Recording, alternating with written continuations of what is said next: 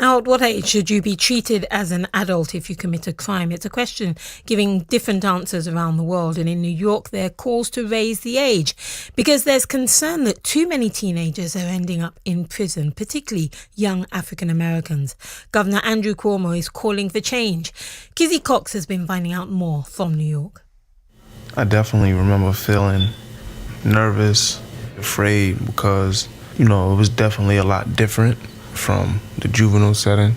That's Kadeem Gibbs describing the first time he set foot on Rikers Island, one of New York's most notorious prisons.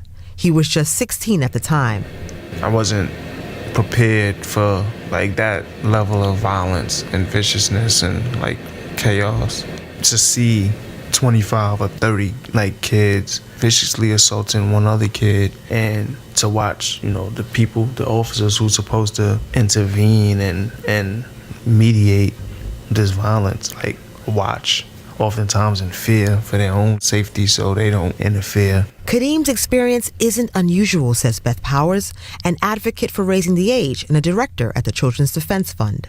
Young people who are in adult correctional facilities have elevated rates of physical abuse, of sexual abuse.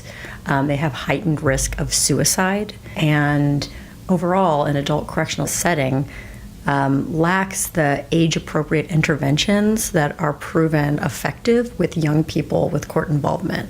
Harsher sentences for crack possession versus cocaine have disproportionately affected people of color.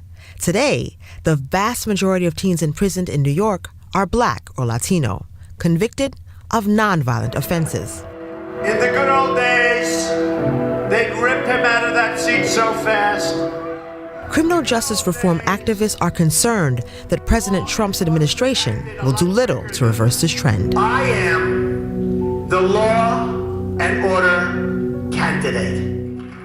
Worry over public safety is a major reason why the Raise the Age proposal has so far failed to pass, says James Copeland from conservative think tank, the Manhattan Institute. Part of what was happening is gangs were strategically getting younger individuals to do bad acts because they knew they could get them into the juvenile justice system. And so part of what was going on then was, well, let's lower some of these ages to prevent that. In a New York cafe, I met Judge Michael Corriero.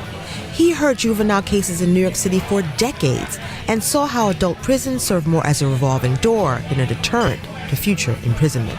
We know the recidivism rates for 16 and 17-year-olds on Rikers Island is extremely high, and yet we pay $65,000 to $80,000 a year for keeping a kid in Rikers Island. This money is not being used in an intelligent way. I volunteer a lot of my time to be a mentor. I'm also in the infant stages of starting my own youth serving organization that focuses on entrepreneurial training and mentoring for disconnected youth. Kadeem Gibbs, now 26, works as a youth organizer and advocate for social and racial justice. As a teen who saw drug dealing as the only way to survive, Kadeem's determined to help young people avoid those same pitfalls. But his teen felony conviction means that many employment doors remain shut to him. And that was Kizzy Cox reporting from the Big Apple.